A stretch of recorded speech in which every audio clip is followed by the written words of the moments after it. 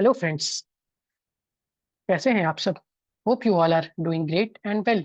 My self Danish Siddiqui, I am advocate by profession and I welcome you all to my channel De Lex Legal. Our today topic is robbery. We will study from the Bare Act about what is robbery. For the conceptual clarity, basic understanding, we will study word to word the Bare Act provision of section 390. तो चलिए शुरू करते हैं without wasting any sort of time. Let's start. That is robbery. Under section 390, robbery, इसको हम लोग पढ़ते हैं। In all robbery there is either theft or extortion. तो कभी भी जब हम लोग रॉबरी पढ़ेंगे तो रॉबरी इन दो चीजों से ही होती है। इन्हीं दो चीजों का एग्रावेटेड फॉर्म है। थेफ्ट जब एग्रावेटेड फॉर्म बन होगा तो वो रॉबरी हो जाएगा, या फिर जब एक्सटॉर्शन का जो एग्रावेटेड फॉर्म होगा वो रॉबरी बन जाएगा। तो हर एक रॉबरी में या तो थेफ्ट रहेगा या तो एक्सटॉर्शन रहेगा। अब इसको और बेटर अंडरस्टैंडिंग के लिए बाकी इन डेप्थ इसको हम लोग एनालिसिस करते हैं कि क्या कब थेफ्ट जो है वो रॉबरी बन जाएगा।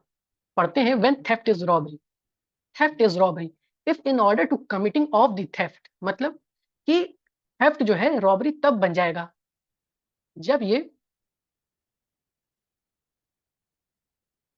जब ये आपका कोई थेफ्ट जब कमिट कर रहा है in order to committing of the theft, और इन कमिटिंग द थेफ्ट मतलब थेफ्ट करने के दरमियान या थेफ्ट करते हुए जो थेफ्ट की प्रॉपर्टी ऑब्टेन की गई है। इन कैरिंग अवे और attempting to carry away property obtained by theft, the offender for that and हम लोगों को समझना है, मतलब for the purpose of theft, theft को कंप्लीट करने के लिए, फाइनल रिजल्ट के लिए, एक उसका जो मेन ऑब्जेक्टिव है उसको कंप्लीट करने के लिए, for that and causes or attempt to cause to any person death or hurt or wrongful restraint or fear of instant death or of instant hurt or of instant wrongful restraint।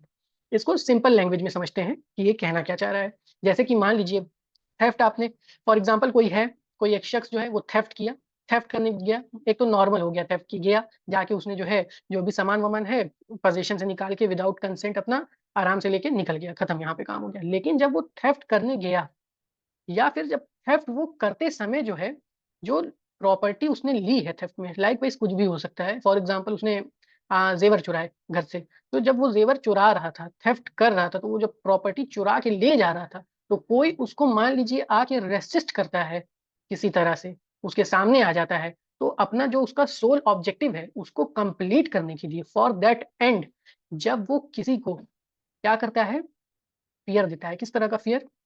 To cause death, wrongful restraint और hurt. तो वो instantly जब at the time वहां पे ये act करता है ताकि उसका थेफ्ट कंप्लीट हो जाए, तो यहाँ पे थेफ्ट क्या हो जाता है, रॉबरी बन जाती है। Hope so I am clear on this. Robbery एक तरह से कह सकते हैं कि ये एक फियर ऑफ इमिनेंट वायलेंट, मतलब ऐसा वो एक्ट करता है कि सामने वाला जो है उसके अंदर फियर आ जाए कि अगर हम इसको ऐसा नहीं करने देंगे तो ये क्या पता हमको मार दे, या फिर हमको हर्ट कॉज कर दे, या फिर हमें रॉन्गफुल रेस्ट्रेंट कॉज कर दे। तो ये आपका थेफ्ट जो है वो रॉबरी बन जाएगी। एक और चीज यहाँ पे नोट करने वाली बात है, जब भी आप लोग पढ़ेंगे रॉबरी तो इंस्टेंट वर्ड आप लोग हमेशा याद रखिएगा। इंस्टेंट वर्ड ही जो है जो रॉबरी में जो है रोल प्ले करता है। इंस्टेंट मतलब तुरंत प्रभाव से, ऐसा मतलब फियर देना कि सामने वाले को लग जाए, जो उसको रोक रहा है या फिर उसके काम के बीच में आ रहा है थेफ्ट करने के दरमियान, तो सामने वाले को लग जाए कि अगर हम रेसिस्ट करेंगे या रोकेंगे तो हमको जो है ये तुरंत प्रभाव से मार सकता है, जान से मार सकता है, या फिर हार्ट वगैरह का कॉज कर सकता है। तो ये थेफ्ट जो है रॉबरी बन जाएगी। ठीक है, मैं आशा करता हूँ कि आप लोगों को ये समझ में आया होगा।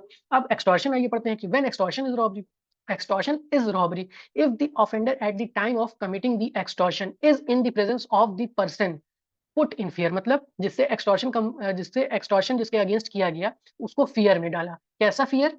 एक इंस्टेंट डेथ का, हर्ट का और इंस्टेंट रॉन्गफुल रेस्ट्रेंट का, और टू दैट पर्सन और to some other person. Other person for example कि एक आदमी है, उसका बच्चा है, एक्सटॉर्शन कर रहा है तो उसके बच्चे को फियर डाला, क्या कि हमको तुरंत अभी पैसा दे दो, नहीं तो तुम्हारे बच्चे को मार देंगे। तो ये क्या हो गया, सामने ही सामने एकदम जो है क्या कहते हैं आपका इंस्टेंटली फियर डाला कि डेथ कॉज कर देंगे।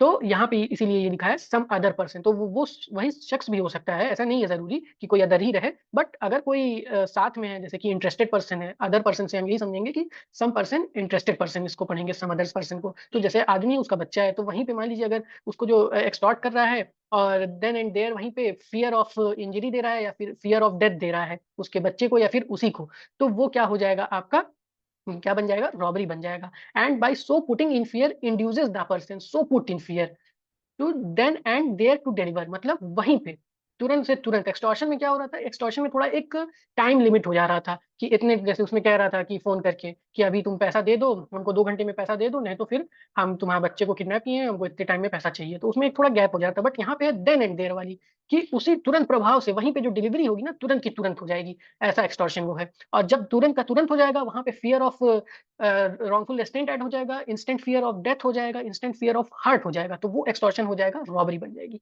ठीक है, ये हो गया आपका एक्सटॉर्शन इज रॉबरी। तो यही दो चीजें जब हैं, ये सारे इंग्रेडिएंट्स जब इसमें मिल जाएंगे, एक चीज बस इसमें याद रखने वाली बात है, इंस्टेंट वर्ड याद रखिएगा, इंस्टेंट वर्ड दोनों में, जब थेफ्ट रॉबरी बनेगी तब और जब एक्सटॉर्शन बनेगी। इंस्टेंट फियर एक्सटॉर्शन वाले में आपका इंस्टेंट वर्ड आप लोग याद रखेंगे, और क्या याद रखेंगे, put in fear then and there to deliver, उसी समय फिर डिलीवरी चाहिए, तो ये एक्सटॉर्शन रॉबरी बन जाएगा। अब इसके इलस्ट्रेशन पढ़ते हैं और अच्छे से ये देखिए, दोनों इलस्ट्रेशन ये हैं, ये दोनों बताया कि कब थेफ्ट जो है एग्रावेट फॉर्म लेके रॉबरी बन जाएगा, कब एक्सटॉर्शन जो है एग्रावेट फॉर्म लेके रॉबरी बन जाएगा। इसको पढ़ते हैं। ए holds Z down and fraudulently take Jades money and jewels from Jades cloth without Jades consent.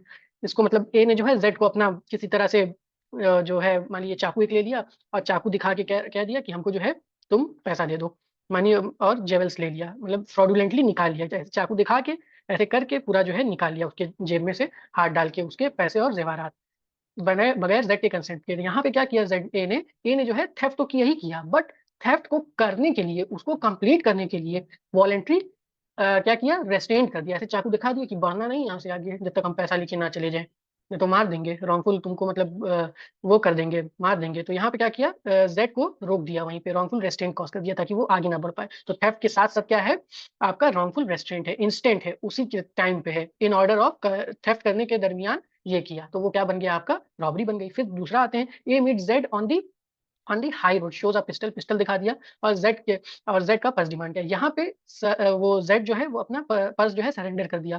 तो यहाँ पे ए ने क्या किया, एक्सटॉर्ट किया पर्स देने के लिए, किस तरह से, जेड को जो है इंस्टेंट हर्ट, इंस्टेंट फियर की उसमें डाल के, तो यहाँ पे क्या हो गया, एक्सटॉर्शन जो है रॉबरी बन गया। ठीक है, आगे बढ़ते हैं। अब देखिए थोड़ा सा ये और इसमें और थोड़ा सा इसको फर्दर इसको और अच्छे से समझाया गया है इस इलस्ट्रेशन के through. A meet Jades and Jades child other person वाली जो अभी हम समझाए थे आपको, और सम अदर पर्सन, तो ये उसी को डिनोट कर रहा है ये illustration. A meet Jades and Jades child on the high road, A takes the child and threatens to fling it down आप रेसिपी, खाई के पास ले जाता है उसके बच्चे को, ए को, फिर क्या करता है, सॉरी जेड के बच्चे को, जेड खाई के पास ले जाता है और कहता है कि अपना पर्स हमको दे दो, नहीं तो तुम्हारे बच्चे को खाई में फेंक देंगे, जब तक कि जेड जो है पैसा पर्स ना दे दे। तो यहाँ पे जो है जेड इन कंसिक्वेंस, मतलब डर से, भाई इंस्टेंट डर है उसको कि भाई फेंक देगा, इसको नीचे गिरा देगा मेरे बच्चे को, इंटरेस्टेड पर्सन है, और सम अदर पर्सन जो हम लोगों ने पढ़ा था डेफिनेशन में, तो इंटरेस्टेड पर्सन है उसका बच्चा, तो गिरा देगा, तो इंस्टेंट हार्ट कॉज करने के लिए चाइल्ड को ऐसा वो किया। तो यहाँ पे क्या किया वो आपका, ये क्या कहते हैं, ए जो है रॉबरी यहाँ पे कमिट किया, ठीक, in the fear of instant hurt to the child who is there present. तो यहाँ पे भी तुरंत देखिए डिलीवरी हुई, एक्सटॉर्शन यहाँ पे किया, प्लस किसको, सम अदर पर्सन को, इंटरेस्टेड पर्सन जो है उसको एक्सटॉर्ट किया, और फिर वहीं पे डिलीवरी किया उसका पर्स, तो यहाँ पे क्या हो गया आपका, बन गया आपका रॉबरी। तो fear and instant fear makes difference, difference बना देता है एक्सटॉर्शन को रॉबरी से। एक्सटॉर्शन में सारा इंग्रेडिएंट तो फुलफिल रहेगा ही रहेगा, बट रॉबरी में क्या आ जाएगा, इंस्टेंट वर्ड ऐड हो जाएगा, जहां पे भी instant fear of death, instant fear of hurt, instant fear of wrongful restraint add हो जाएगा एक्सटॉर्शन में, वो बन जाएगा रॉबरी। अब देखिए ये दूसरा वाला है, इसमें देखिए यहाँ पे आपको नहीं मिलेगा, A obtains property from Z by saying your child is in the hands of my gang and will be put to death unless you send us 10,000 rupees. यहाँ पे क्या हो रहा है, this is extortion and punishable as such, but it is not robbery unless Z is put in the fear of instant death of his child.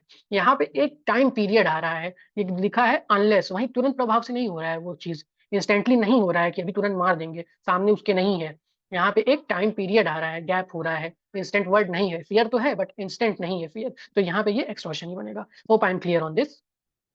तो यहाँ तक अभी हम लोग रोकते हैं अपना सेशन, फिर नेक्स्ट वीडियो में इसको हम लोग पूरा डकैती वाला भी जो है पनिशमेंट्स वगैरह हैं उसको हम लोग जो है पूरा कंप्लीट कर लेंगे।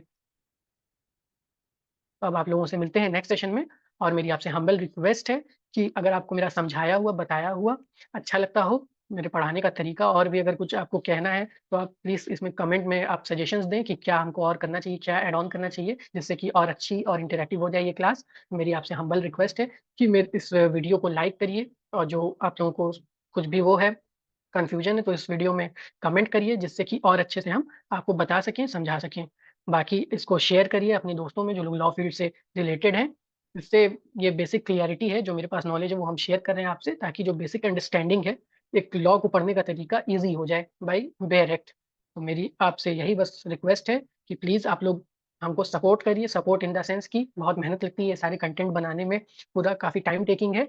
तो आप इसको लाइक करिए, शेयर करिए और सब्सक्राइब करिए, और बहुत अच्छा लगता है तो इस पे आप कमेंट भी करिए और बताइए भी कि क्या आप लोगों को हमको और करना चाहिए इसमें। तो आपसे अब नेक्स्ट सेशन में मिलते हैं।